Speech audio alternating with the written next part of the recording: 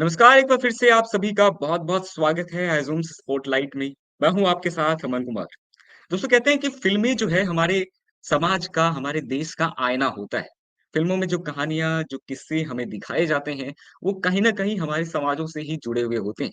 एक ऐसी फ़िल्म हाल ही में आई लापता लेडीज़, जिसे किरण राव ने डायरेक्ट किया है। किरण राव एक ऐसी निर्देशक के तौर पे जानी जाती हैं, जो समाज से जुड़े हुए फ़िल्मों ही को ही बनाती हैं। ये फ़िल्म एक बार फिर से खबरों में है, खबर की वजह ये है कि भारत सरकार की जो फ़िल्म फेडरेशन ऑफ इंडिया है, उसने अगले साल यानी कि 2025 में होने वाले ऑस्कर के लिए इसे ऑफ़िशियली नामित किया है। आज हम इसी फ़िल्म की ख़ासियत के बारे में चर्चा करेंगे कि आखिर क्या वजह है, इस फ़िल्म को भारत सरकार की तरफ से ऑस्कर में नामित किया जा रहा है।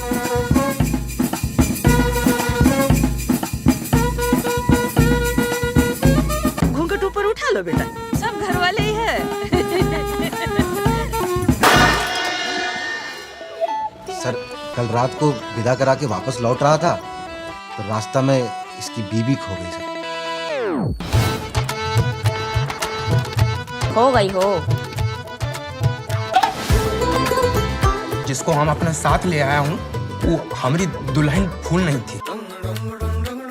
को कौन? पुष्पा रानी। मन करता है शौटुआ एक कन्या पे डाउटुआ। पुष्पा रानी पे तब नजर रखना पड़ेगा। मन करता है शौटुआ एक कन्या पे डाउटुआ। दबोच ले का इसको। सुहागरात मना लिया, गहना उतरवा लिया, तोरा से पीछा छुड़ा लिया, अब काहे खोजता है गऊ? आप भरोसा रखिए ना दादी। तू रख भरोसा, हम काहे रखे भाई?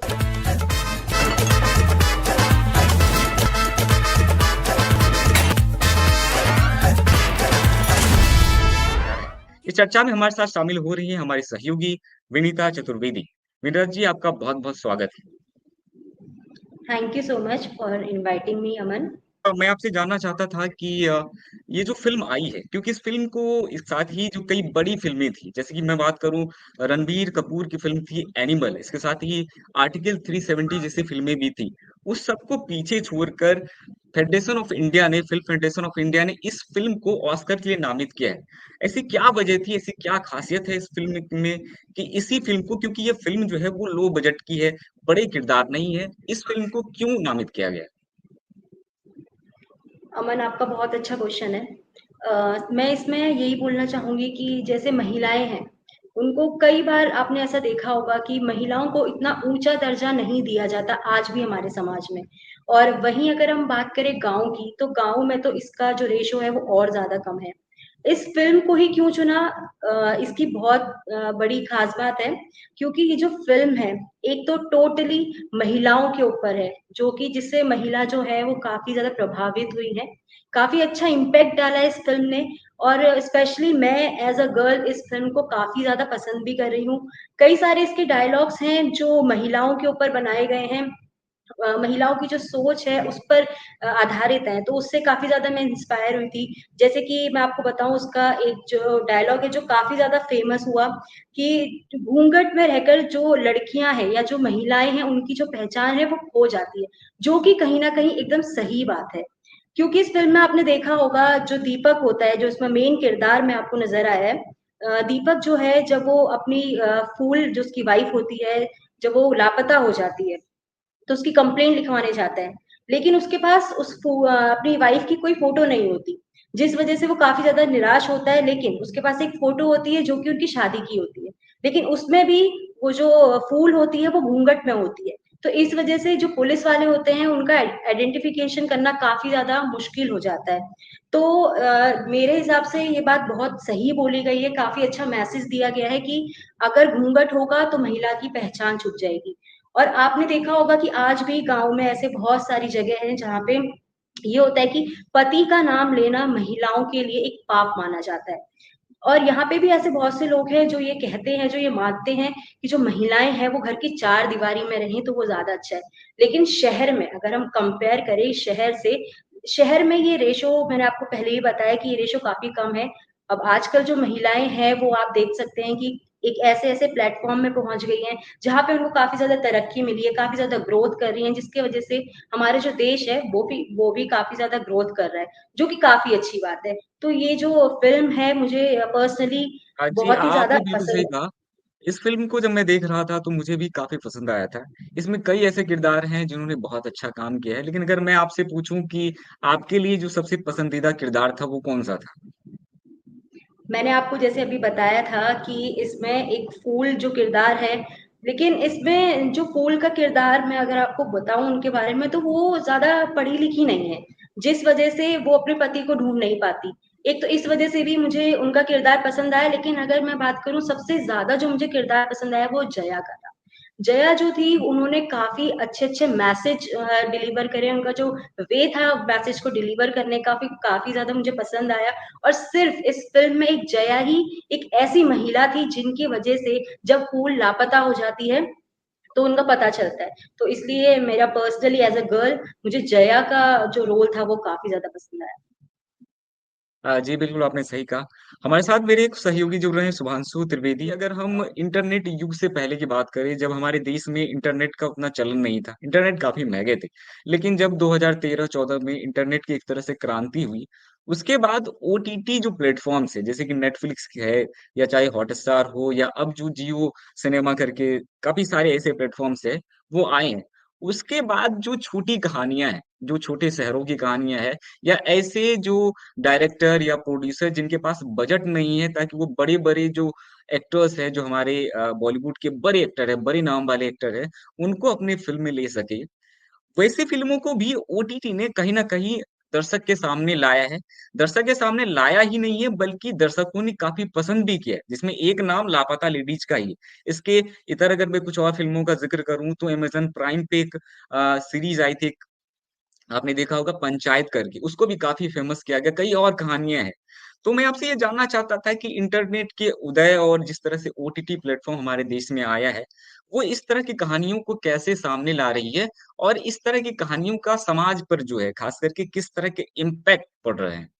अमन, ओटीटी का चलन हमने अमूमन तौर पर देखा है कि कोविड के पहले भी था, लेकिन कोविड के बाद से जिस तरीके से इंटरनेट की क्रांति हुई है, क्योंकि सब अपने जगह स्टक हो चुके थे, सिनेमाघरों में लगभग एक तरह से मैं मान सकता हूँ कि ठहराव सा आ गया था, क्योंकि दर्शक जो है वो सिनेमाघरों तक नहीं जा पा रहे थे। इसके साथ ही जो कलाकार थे वो अपनी भूमिका या समाज का जो, चूँकि हमने पहले भी बात की, जो फ़िल्में होती हैं, वो समाज का परिदृश्य होती है। समाज में हो रही घटनाओं पर आधारित ही उन्हें बनाया जाता है और समाज की रीतियाँ और कुरीतियों को उन फ़िल्मों के माध्यम से दर्शकों तक पहुँचाया जाता है। तो जो वो एक कड़ी होती है कि हर एक व्यक्ति की अपनी-अपनी कहानी होती है। हम भारतीय फ़िल्म के अगर बारे में पढ़ाई करेंगे या रुचिकर विद्यार्थी होंगे तो हम ये पाएँगे कि हर एक इंडिविजुअल की, इस देश में हर एक व्यक्ति की अपनी खुद की एक कहानी है, जो वो सबके सामने लाना चाहता है या बताना चाहता है। तो ओटीटी ने ऐसी ही कहानियों को बल दिया। अगर हम बात करें ओटीटी प्लेटफ़ॉर्म्स की, तो पहले कोविड के पहले कुछ ऐसे प्लेटफ़ॉर्म्स थे, जो पूरी तरीके से मुफ़्त थे जनता के लिए। लेकिन इसके बाद भी ओटीटी प्लेटफ़ॉर्म्स दर्शकों को अपनी तरफ खींच नहीं पा रहे थे।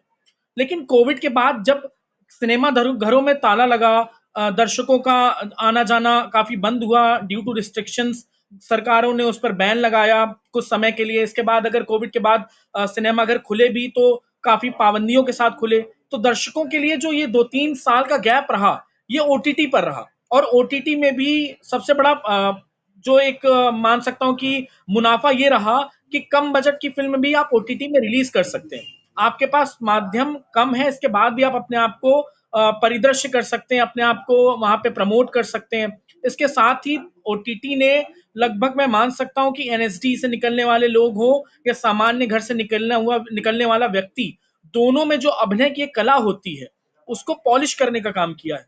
आपको एक माध्यम दिया गया जहाँ आप अपनी अभिव्यक्ति, अपने अभिनय को आप पर्दे पर उतार सकते हैं और बखूबी लोगों ने उसको उतारा। आपने पंचायत का ज़िक्र किया, तो पंचायत भी एक तरह से लोकल कहानी थी, जिसको ओटीटी के माध्यम से प्रमोट किया गया। लेकिन ओटीटी के साथ-साथ अब फ़िल्में और ओटीटी के बीच में हमने देखा कई बार कॉन्फ्लिक्ट होता है, क्योंकि जो बॉलीवुड है और जो ओटीटी वाला फ़ॉर्म है, ओटीटी में आपको रेलेवेंसी ज़्यादा है। आप ओटीटी में आप किसी भी टाइम, कभी भी, कितनी बार भी वो चीज़ रिपीट करके देख सकते हैं। बट फ़िल्मी जो पर्दा होता है, उसमें आप एक बार पेमेंट देने के बाद और देने के बाद आप फ़िल्म खत्म होने के बाद आप दोबारा उसे रिव्यू नहीं कर सकते हैं। यू हैव टू पे, आपको दोबारा से पे करना पड़ेगा उस चीज़ को देखने के लिए। सेकंड चीज़, ओटीटी का सबसे बड़ा प्लस पॉइंट ये भी है कि फ़िल्म जितने की होती है, उतने ही रुपए में सब्सक्रिप्शन ओटीटी का 1 महीने का मिलता है। यानी आप या तो एक फ़िल्म का पैसा दे दें या फिर आप पूरे ओटीटी का सब्सक्रिप्शन ले लें और उसमें बहुत सारी मूवियाँ आपको, बहुत सारी जो जितनी भी फ़िल्में, सीरीज़ हैं, वो आपको संख्याबद्ध तरीके से मिल जाएगा। सेकंड चीज़ ओटीटी के आने से हमने देखा है, पहले ओटीटी में जो फ़िल्में थी वो छोटे स्तर पर रिलीज़ हुई थी, नाटक रिलीज हुए थे, फिर इन्होंने एक सीरीज बना दिया। इन्होंने वो परिदृश्य देखा जब हम टीवी के दौर में लगभग किसी भी सीरियल को, किसी भी चीज को एपिसोड के अकॉर्डिंग देखते थे। तो ओटीटी ने वही परिचालन लेके आया और उसी के माध्यम से लोगों में सस्पेंस के साथ अपने आप को स्थापित करने का काम किया। आज ओटीटी हर एक व्यक्ति के मोबाइल में, हर एक व्यक्ति के जीवन में अपना घर कर चुका है। आपने बात की थी जैसे लापता लेडीज की, तो जो चीज समाज में चल रही कुरीतियां हैं या समाज में चल रही रीतियां हैं, उसको समाज के सामने लेके आना, उसके परिचलन पर, उसके दिखावे पर, उसके पहनावे पर और उसके जो भी परिधान है, जो भी परिवेश है, जो भी उसकी भाषा है, जो भी उसका एक क्राइटेरिया है, उसको एक तरह से ओटीटी के सामने ला करके रख देना। ये बताना कि समाज में इस तरीके की, जैसे विनीता ने बोला कि आज भी बहुत सी कुरीतियां हैं, बहुत सी चीजें हैं, लड़कियां अपने आप को बोल नहीं पाती हैं, अपनी बातें सामने नहीं रख पाती।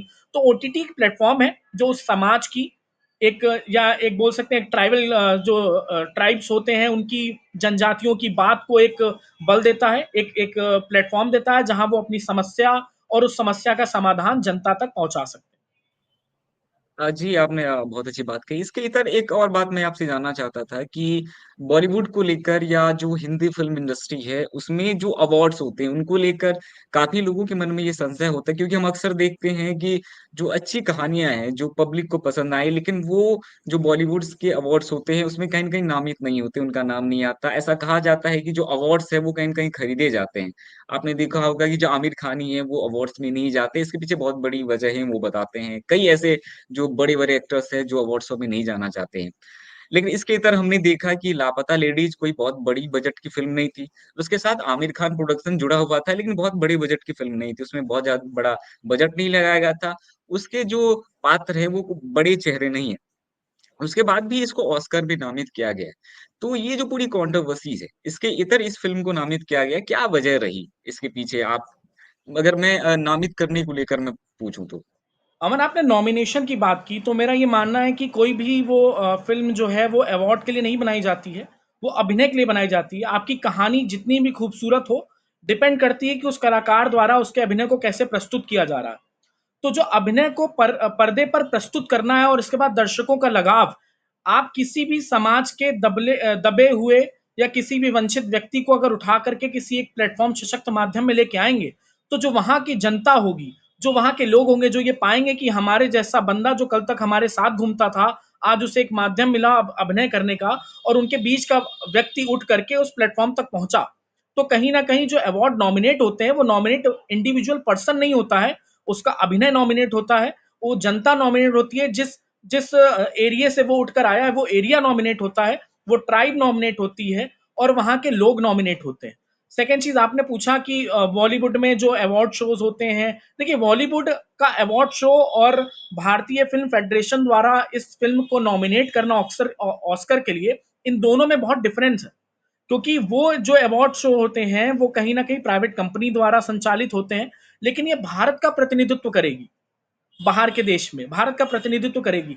तो कहीं न कहीं ऐसी कहानियों को अभिनव के माध्यम से प्रस्तुत करना सबसे बड़ी लीड रहती है और ये बताता है कि समाज में हर तबके के व्यक्ति के पास ऐसी कला है, ऐसी क्वालिटीज़ हैं, जिसको वो पहचान नहीं पाता। अगर उसे माध्यम दिया जाए, उसे थोड़ा पॉलिश किया जाए, उसे गाइड किया जाए, तो कहीं न कहीं वो अपने आप को पर्दे के सामने बहुत अच्छे से प्रस्तुत कर सकता है। और इसका बहुत स्तर तक हम देख सकते हैं कि बालिका बधू में जो इसके कैरेक्टर मेन लीड थे, उन्होंने बालिका बधू सीरियल से अपनी शुरुआत की थी, बहुत पुराना सीरियल है। इसके बाद अब जाकर के उनको फेम मिला। तो आप ये देख सकते हो कि आपके अभिनय में एक ऐसी कौन-सी लगातार कंसिस्टेंसी के साथ में उन्होंने इम्प्रूवमेंट किया।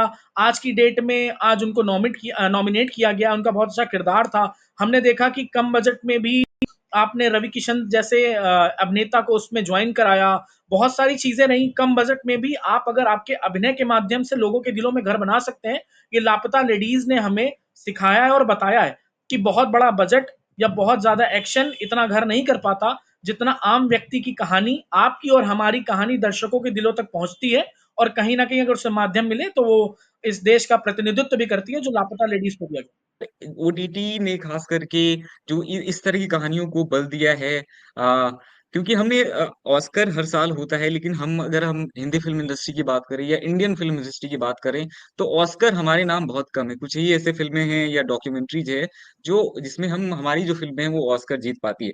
लेकिन ओटीटी अगर इन इन कहानियों को जो समाज से जुड़ी हुई कहानियां हैं उनको मौका देती है तो मुझे उम्मीद है कि ऑस्कर में हमारा जो है परचम लहराएगा। हमारे साथ एक और मेरी सहयोगी जुड़ रही है, पलक चंद्रा। ये जो फ़िल्म है लापता लेडीज़ वो कहीं न कहीं समाज से जुड़ा हुआ है।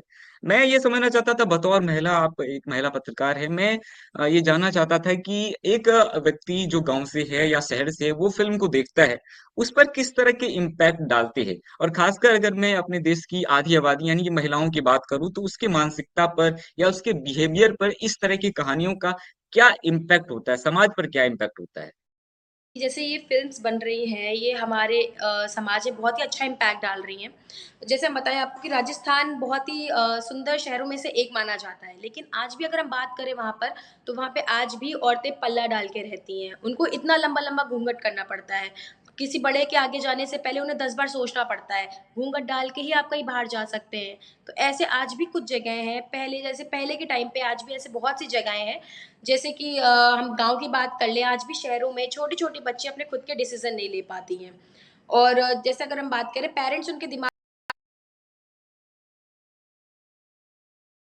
आवाज़ आ रही है अमन मेरी? हेलो। हाँ, तो जैसे कि पेरेंट्स आज के टाइम पे बच्चों के दिमाग में पहले ही ऐसा दिमाग में डाल देते हैं कि पढ़ाई लड़कों के लिए होती है और चौका बर्तन लड़कियों के लिए होता है। तो एक लड़कियों की माइंडसेट में ऐसी चीज़ें डाल दी जाती हैं कि वो अपने सपनों को एक उड़ान भी नहीं दे पाती हैं। लेकिन अगर हम इस फ़िल्म की बात करें तो इस फ़िल्म में बहुत ही अच्छा संघर्ष जया जी का दिखाया है इसमें, जो कि प्रतिभा हैं इन्होंने जया जी का किरदार निभाया है। बहुत ही अच्छा संघर्ष दिखाया है उनका और जिस तरीके से उन्होंने अपने कितना संघर्ष करके अपनी फैमिली से भाग के लड़ाई करके अपने सपनों को पूरा किया है और जैसे कि उसमें से एक शॉट है कि खेतों के बारे में तुम नहीं जान पाओगी जया, तुम्हें कुछ नहीं पता लेकिन वही एक टाइम आता है जब जया पूरे खेतों के बारे में अच्छे से डिस्क्रिप्शन देती है और उनके खेतों को बचाती है। तो आज के टाइम में बहुत सी ऐसी चीज़ें जैसे हमारे प्रधानमंत्री का एक कहना है कि बेटी को बचाओ और बेटी को पढ़ाओ। तो भाई अब मैं इतना ही कहना चाहूँगी कि इतने लाइफ में जो वुमेन्स हैं उन सब का बहुत अच्छा इम्पैक्ट पड़ रहा है जो नहीं भी इन सब चीज़ों में मतलब नहीं कर पा रही हैं अपने सपनों को नहीं पूरा कर पा रही हैं वो भी इस फिल्म्स को देखकर बहुत ज़्यादा मोटिवेटेड हो रही हैं और अपने सपने की तरफ बढ़ने की कोशिश कर रही हैं। जी, बिल्कुल आपने सही कहा कि इस तरह की फ़िल्में जो है वो कहीं न कहीं हमारे समाज को एक अच्छी शिक्षा देती है। बतौर जो हमारी बड़ी-बड़ी फ़िल्में बनती है, बड़े बैनर्स की तरह फ़िल्में बनती है, वो उसमें एंटरटेनमेंट तो होता है, मज़ा बहुत होता है, लेकिन कहीं न कहीं वो समाज से जुड़ा हुआ नहीं होता। तो आज के आज़म स्पॉटलाइट में हम बस इतना ही, आगे ही इस तरह के कई और मसलों पर हम आपसे चर्चा करते रहेंगे, बातचीत करते रहेंगे। आप सभी जितने भी गेस्ट हमारे साथ जुड़े, आप सभी का बहुत-बहुत धन्यवाद। आज के लिए बस इतना ही। नमस्कार।